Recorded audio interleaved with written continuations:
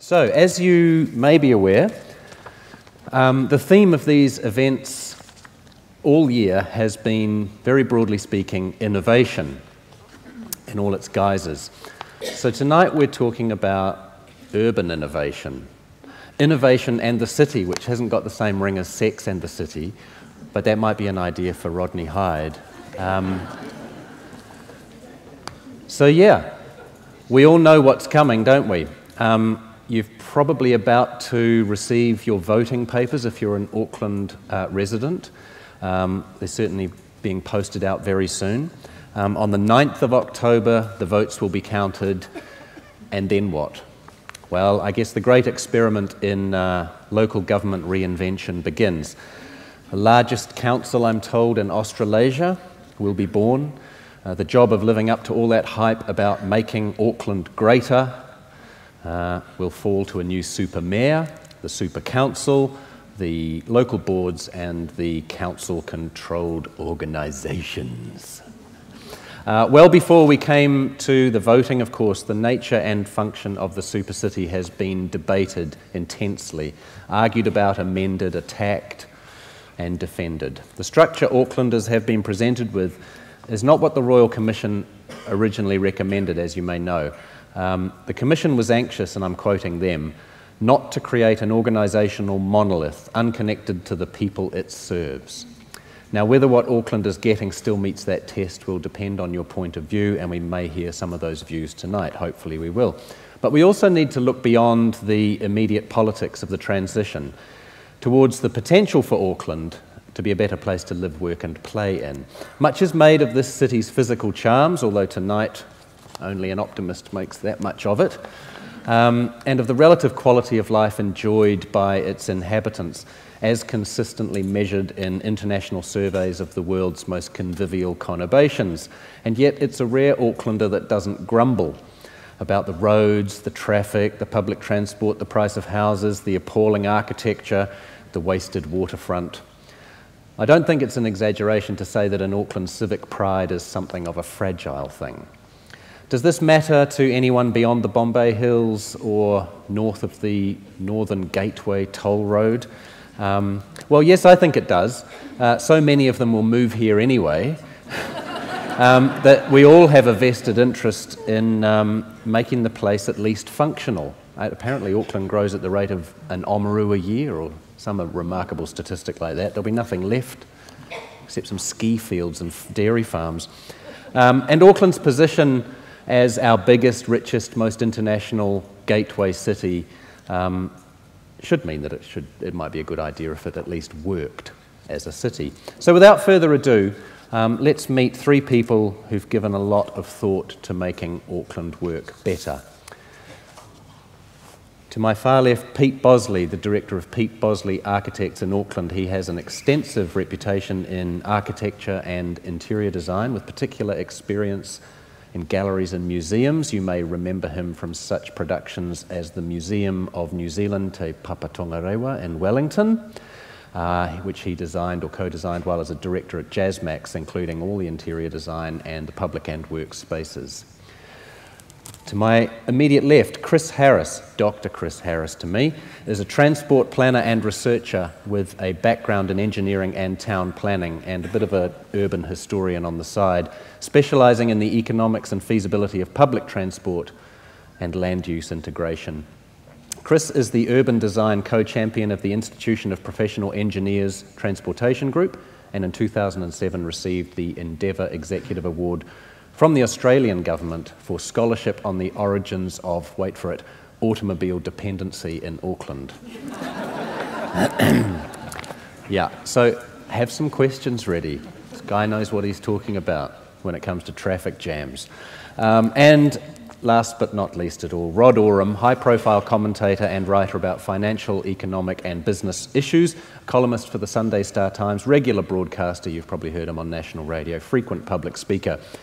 He's an adjunct professor as well in the business school at Unitec in Auckland and has contributed to several regional economic development projects, including ones concerned with the future of Auckland. Please welcome our guests.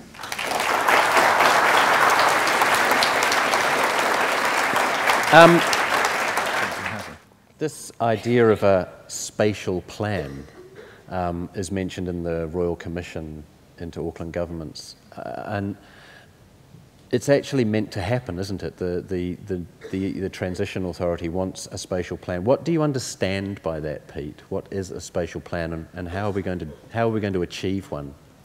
Well, being a visual person, I've never understood what sort of plan you could have that wasn't a spatial plan, actually. Makes you wonder why there wasn't one. It seems like a bit of an oxymoron to me, but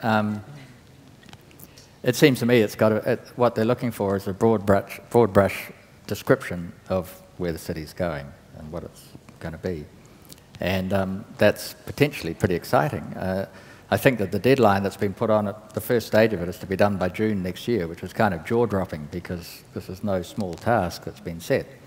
And so I hope that what happens by June next year is a really broad brush thing and they don't get bogged down in details because it'll just bury the whole thing.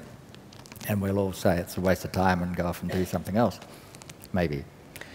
But it seems to me that that's where the potential for it is. You say you hope.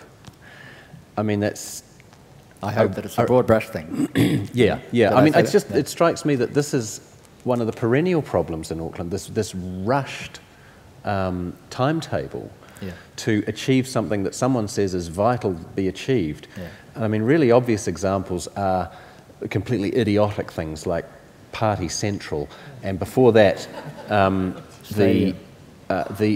Trevor Mallard's idea that we should build an enormous rugby stadium right down on the waterfront. And you get this mad debate going on about it, and no one stops to ask, like, why did someone just say that and we're meant to vote on it in 5 minutes? Where's the plan? That's my question. Yeah.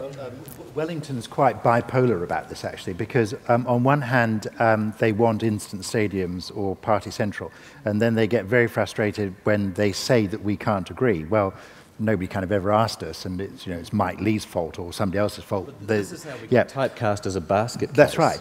And then, but on the other hand, when we come up with a perfectly logical plan for more investment in electrification of the railway, for example, Wellington messes around forever on the funding of that. To my mind, one of the most central things in the Royal Commission's report, and it goes straight to the point that Chris made about the financial stranglehold Wellington has on Auckland, is that the Royal Commission argued very strongly for a very different relationship between Auckland and Wellington. And so we're gearing up for that, and Wellington's kind of doing that to us, but Wellington's not changing. So the Transport CCO here is still going to have to negotiate with the Transportation Agency and the Transport Minister. So what we want won't be what we get. What we won't get what necessarily we want. It'll be what the ministers decided. And it gets even weirder because you get ministers who are from Auckland, but as soon as they get to the Coro Lounge at Auckland Airport, they suddenly kind of become Wellingtonians. And it's really, you can almost see the metamorphosis as they go through the door. It's very strange.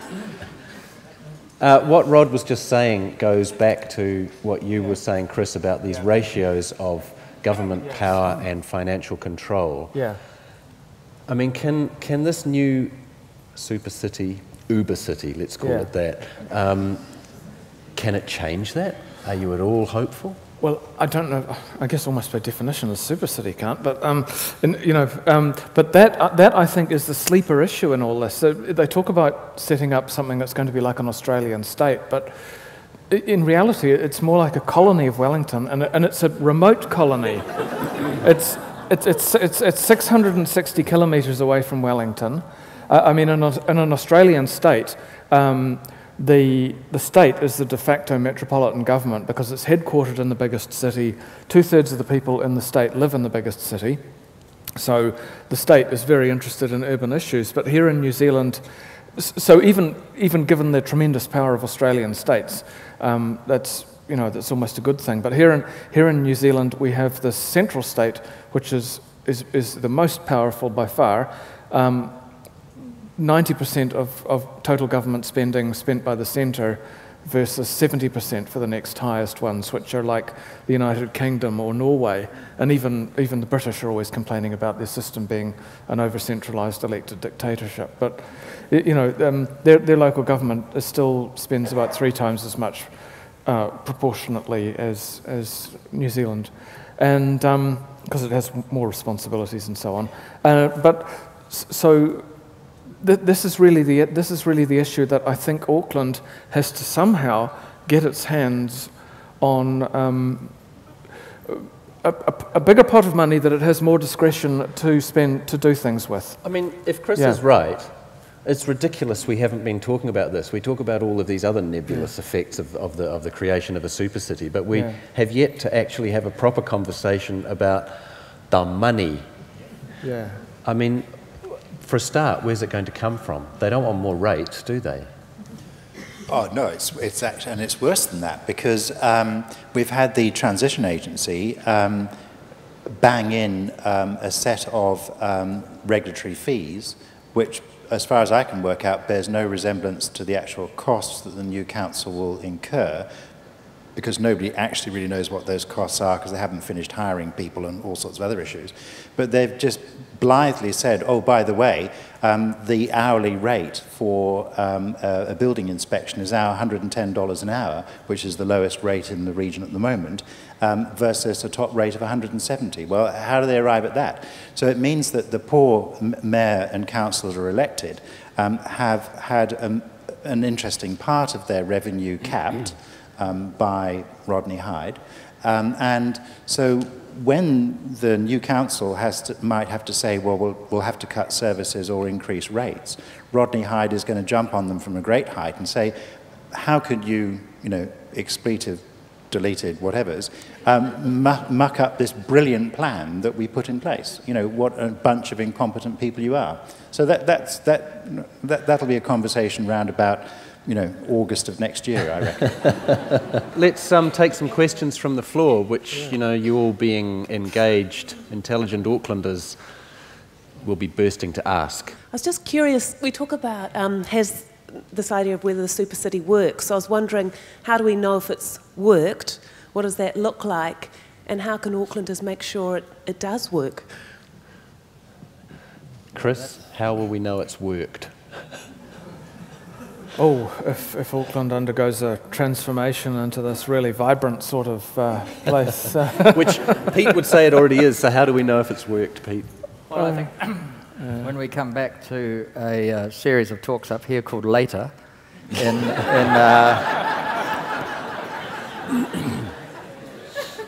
That's the one sign. I think we just have to, it's an experiment. I was told by an urban design expert that the model that we've ended up with, since the Royal Commission proposed a model, Rodney Hyde ripped the guts out of it, and the model that we've ended up with, I believe, is the model that only one city in the world operates on, and unfortunately I can't remember the name. It's one of the Canadian cities. Toronto, is it? And it's sort of universally regarded by urban design experts as dysfunctional. So, we are entering into a serious experiment, and it's up to us to make it work. That's all we can do. The Toronto model is also interesting because of, apparently, of cities which have done this to themselves or had it done to them. The one city that didn't follow the plan that was prescribed, somebody dreamt up something else, was Toronto.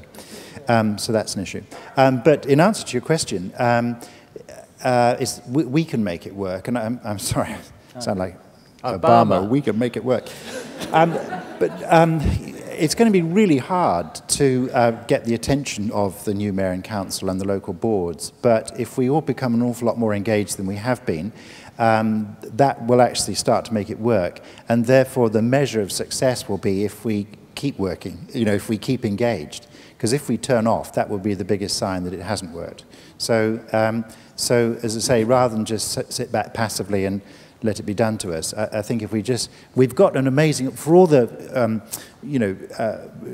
dysfunctions and problems we've identified this evening with the new structure, it's still fluid enough that the first mayor and council and we, the citizens of Auckland, can actually reshape it quite a lot. We can kind of bring it to life in the way that we want it to. As it's on paper, it's incredibly managerial. And so we just need to breathe leadership into it at a very grassroots level and from the top down. So, you know, we can make this work, and if we, as I say, if we remain engaged, that will be the best sign that it has. Can I wrap this up with one question and ask for a very brief, soundbitey answer from each of you?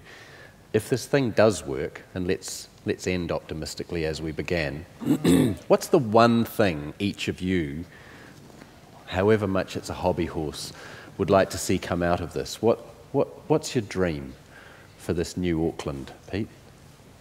I would like to see a really open, exciting, and constantly changing city, which I cannot predict. If I could predict it now, and if I predicted it now and it appeared in 10 years' time, I'd be really disappointed. And I base that on the quote, the wonderful quote that, you know, disorder is really just a sense of order that we haven't come to recognise yet. You know. Unpredictability, one. Rod? Matariki becomes a globally renowned festival. Centred here. Yeah. The reason for that is that it's perfectly appropriate, you know, with Pleiades and, you know, longest night of the year and all that kind of stuff, and about spring. But it's also about creating an urban life here that is so wonderful, even in the middle of winter, that people from all over the world want to come and experience it. Last couple of months have been a difficult test of that, but this is a very benign climate, and you know, you can do amazing things in the Auckland region of an outdoors nature or a cultural nature. You know, we've got Fashion Week coming up. We could have a great arts festival. I mean, it just goes on with all our however many 167 primary languages. So, for me, the world coming to us for Matariki would be amazing. And Chris? I think it's really a thing that Rod and Pete have raised, that is, I think we all agree on, that what is needed is, what will be an indication of success is if Aucklanders become more engaged in their city. Because of our rapid growth, among other things, I think this is part of the reason that Auckland has, Aucklanders have tended not to become engaged in local politics, which has also been seen as having very low horsepower relative to the problems the city faces. And if Aucklanders actually become engaged in their city, as engaged as people are in Christchurch and some other smaller, more settled cities, then that will be a real indicator of our success and something I'd like to see as well. I told you we'd end up on an optimistic note. Now, thanks very much for coming, and I'd really like you to thank our guests tonight, Pete Bossley, Rod Oram, and Chris Harris. Don't forget to vote. Hell, vote twice. See you later.